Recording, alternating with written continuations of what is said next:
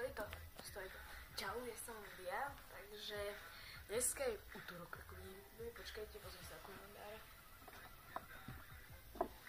No, je útorok, takže dobre robím videjko. Som založil posteľ na Varotke. Na nej nekomentujem radšej. Je to hrozné. No, takže áno, som chorá, bojím hlava všetko možné s tým, ale 600 natáčam toto video. Tohto týždňová téma, čo som mal povedať, je môj najväčší sen. Prečo furt mešťam češtinu? Môj najväčší sen. Čítania. No. Takže. Momentálne, aktuálne práve v tejto chvíli, môj najväčší sen uzdraviť. No. Lebo som chorá. Říkej. No.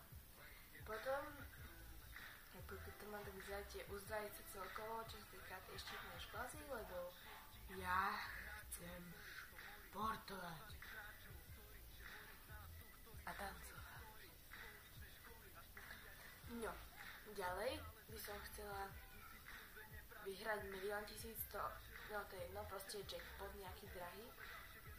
A tým pádom by sa mi splnilo aj tretie prianie, ísť osobným lietadlom s helikoptérou a Lamborghinim na Floridu do Disneylandu a stretnúť sa s princeznou. Čo je? Tak detský sen, no. Disneyland, no a čo? Euro Disney je úplne o ničom v porovnaní s Disneylandom. No.